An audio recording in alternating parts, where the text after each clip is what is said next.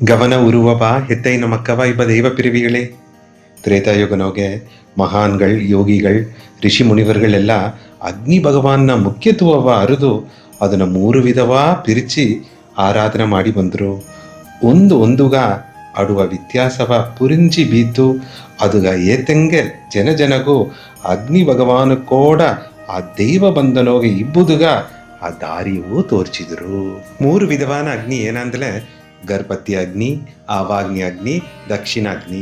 ಗರ್ಭತ್ಯ ಅಗ್ನಿ ಎಂಬುದು ನಂಗ ಇಟ್ಟು ಬೇಯಿಸುವುದಗ ಕಚ್ಚುವ ಕಿಚ್ಚು, ನೀರ ಕುದಿಸಿ ಬೀಪುದುಗ ಕಚ್ಚುವ ಕಿಚ್ಚು, ಒಡಂಬ ಸೂಡು ಮಾಡುದುಗ ಕಚ್ಚುವ ಕಿಚ್ಚು. ಈ ಗರ್ಭತ್ಯ ಅಗ್ನಿ ಇಲ್ಲಾದಲೆ ಇಟ್ಟು ಬೇಯಿಸಿ ತಿಂಬುದು ಮುಡಿಯಾಂಬ ಸತ್ಯವ ಉಣರ್ந்தவனே ಆ ಅಗ್ನಿ ಭಗವಾನು ಕೂಡ ಸಂಬಂಧವ ಬೀತು ಎಂದು ಆ ನನ್ರಿ ಉಣರ್ವೋಡ ಅದಗ ಮದಿಪು ಮರ್ಯಾದೆಯ ಕೊಟ್ಟು ವೇಂಡಿ ಬಂದರು. ಎರಡಾವುದು ಆವಾಗ್ನಿ ಅಗ್ನಿ.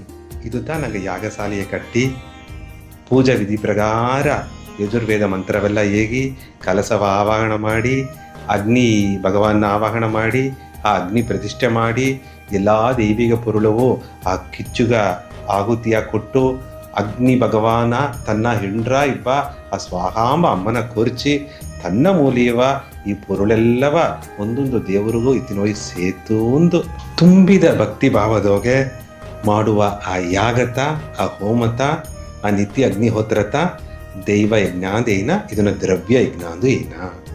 ಇದನ್ನ ಸುಲಭವ ಉದಾಹರಣವೋಡ ಪುರುಜನಗೆ ಹೇಗುದೊಂದಲೇ ಪೋಸ್ಟ್ ಆಫೀಸ್ ಮೂಲಿಯವ ಒಂದು ಪೋಸ್ಟ್ ಮ್ಯಾನ್ ಎತ್ತೆ ಒಬ್ಬ ಬರದ ಲೆಟ್ರ ಇನ್ನೊಂದೆಡಗ ಇನ್ನೊಬ್ಬಗೆ ಇತ್ತಿನೋಯ್ ಸೇತ್ಯಾರವೋ ಅದೇ ಮಾಕತ ಅಗ್ನಿ ಭಗವಾನು ತನ್ನ ಹೆಂಡ್ರು ಸ್ವಾಹಾಂಬ ಅಮ್ಮನ ಕೂಡ ಸೇದು ನಂಗೆ ಕಾಣಿಕೆಯ ಕೊಡುವ ಒಂದೊಂದು ಪೊರಳವು ಆ ದೇವಲೋಕನ ಇಬ್ಬ ದೇವರುಗಳ್ಗ ಆ ಮಂತ್ರವ ಕೊರ್ಚನೆ ಎತ್ತಿನೋಯ್ ಸೇತ್ಯಾರ.